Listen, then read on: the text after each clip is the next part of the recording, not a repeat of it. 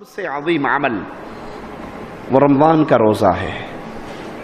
یاد کر لیجئے، جو بغیر عذر کے رمضان کا ایک فرض روزہ چھوڑ دیتا ہے بغیر عذر کے، نہ مسافر ہے نہ بیمار ہے، کوئی شرعی عذر نہیں ہے، ویسے جی میں آیا کہ آج روزہ نہیں رکھنا چاہیے، اب وہ اس روزے کی کفارے کے طور پہ زندگی بھر بھی روزہ رکھے گا تو اس ایک روزے کی کمی پوری نہیں ہو سکتی۔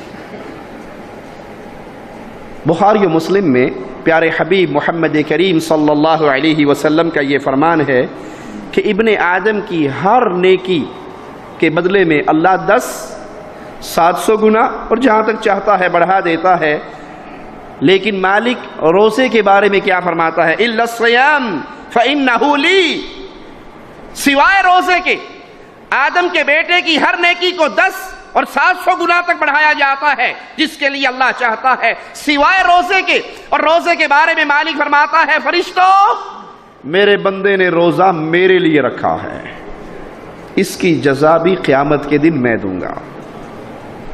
جب روزے داروں کے لیے جنت کا ایک خاص دروازہ کھولا جائے گا اور روزے داروں سے کہا جائے گا اس دروازے میں سے جنت میں داخل ہو جاؤ، ان کے علاوہ پھر کوئی اور اس دروازے سے داخل، پیارے حبیب نے فرمایا تھا علیہ الصلاۃ والسلام، جنت کے دروازے ہیں، وہ دروازے اپنے عمل کرنے والوں کو پکاریں گے۔ کوئی جہاد کا دروازہ ہوگا، کوئی باب الریان روزے داروں کا ہوگا۔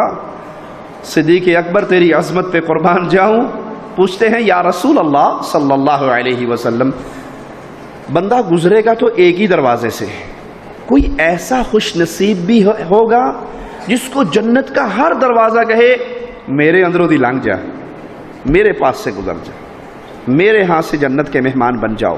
کوئی بندہ ایسا بھی ہے؟ کہا ہاں ابو بکر تو انہی لوگوں میں سے ہے جس کو جنت کا ہر دروازہ پکار کر کہے گا میرے اندر سے جنت میں چلا جا۔